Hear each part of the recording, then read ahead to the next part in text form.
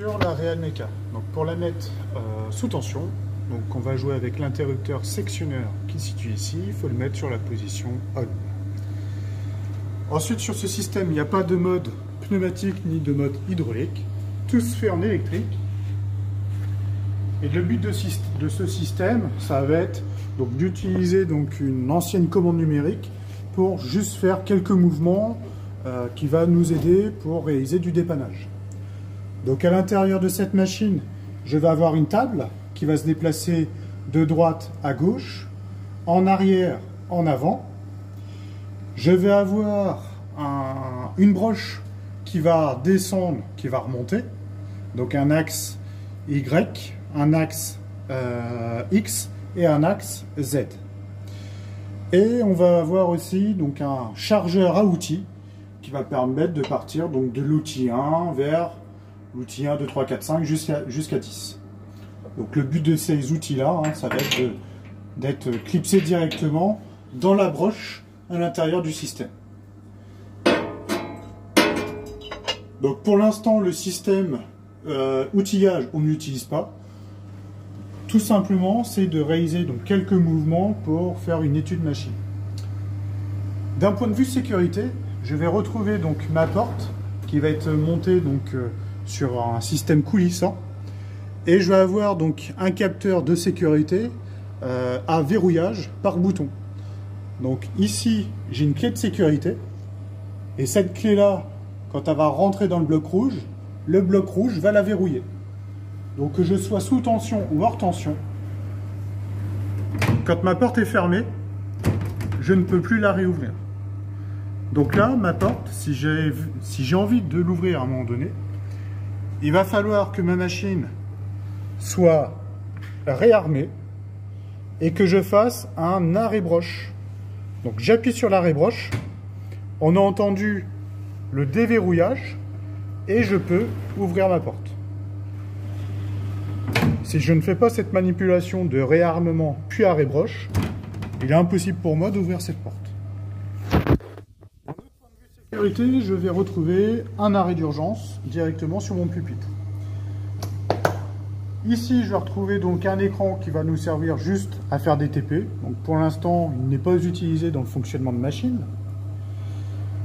Et je vais retrouver mon alimentation stabilisée qui va me permettre de produire un 75 volts courant continu. Donc le 75 volts courant continu va m'être utile pour piloter les moteurs des axes X, Y, Z qui fonctionnent en 75 VDC. Donc pour ça, cette alim doit être sur la position ON, qui est ici, donc le petit levier qui est en haut. Et il faut que j'ai ici, sur le bouton Output, il faut ici qu'il soit actif. Donc là, il est en position ON, j'ai le voyant rouge ici qui s'est allumé.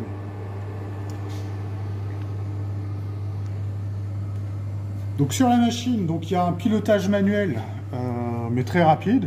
Donc je vais pouvoir jouer avec mes axes X, Y, Z, le chargeur de droite à gauche et la rotation ou le serrage de la pince. Après, ces deux systèmes-là, pour l'instant, ils sont en maintenance. Donc on ne va pas pouvoir les utiliser. Par contre, l'axe X, Y, Z, je vais pouvoir les utiliser pour aller d'une position à une autre. Donc là, pour l'instant, je ne peux pas les utiliser parce que j'ai ouvert ma porte, je n'ai pas réarmé mon système. Donc je vérifie mon arrêt d'urgence, je vérifie que ma porte est bien fermée et je réarme le système. Quand je réarme le système, j'ai le voyant sécurité ici qui doit être allumé en vert. Et là, j'ai un autre voyant qui est allumé, le voyant condition initiale. Donc là, ma machine sait qu'à ce niveau-là, que physiquement, ma machine est bien en condition initiale. Donc là, quelque part, on serait prêt à partir en mode automatique, en mode départ cycle. Donc là, si je reviens sur mon pupitre et que je veux jouer avec mes axes X, Y, Z, je vais pouvoir les actionner avec mon système de commutateur. Donc de passer de droite à gauche, d'avant, arrière, et de pouvoir descendre l'axe Z. Donc là, j'ai déréglé ma machine, donc je ne suis plus du tout en condition initiale, et le voyant correspondant donc est éteint. Donc là, avant de lancer ma machine, je vais vouloir la mettre en condition initiale. Donc soit je la replace manuellement en jouant avec mes commutateurs, soit j'appuie sur le bouton qui s'appelle mise en CI, mise en condition initiale. Donc quand j'appuie dessus,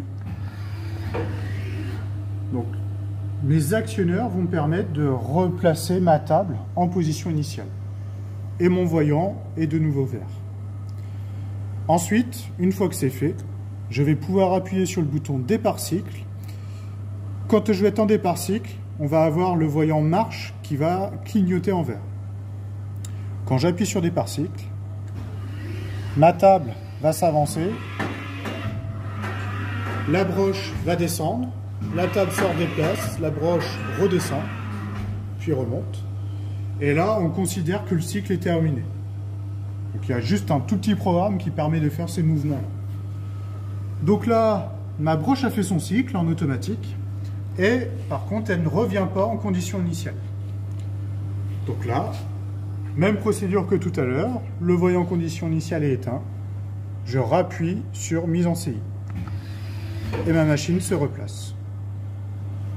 À chaque fois que mon système fait des mouvements, que ce soit en condition initiale ou en mode automatique, le voyant marche va se mettre à clignoter. Ensuite, on a un système de pompe. Donc la pompe que je vais pouvoir mettre en marche ou que je vais pouvoir arrêter en appuyant sur les boutons poussoirs. Quand ma pompe est en marche, j'ai un autre voyant ici qui s'allume, qui indique à l'opérateur que la pompe est en route. Et le but de cette pompe, ça va être d'envoyer donc un lubrifiant, donc un lubrifiant ou une huile de coupe vers la petite canalisation bleue avec embout orange pour aller envoyer donc de l'huile ou de la graisse directement sur la pièce mécanique que je pourrais produire. Donc là pour l'instant on n'a rien dedans. Et le système de broche, donc avec le marche ou arrêt broche, où là mon système broche va me permettre de mettre en rotation donc le moteur, donc la perceuse en fait, qui est sur l'axe Z. Donc là la marche broche en fait va permettre d'envoyer une information au variateur de vitesse qui est dans l'armoire électrique, mais qui pour l'instant est en étude maintenance.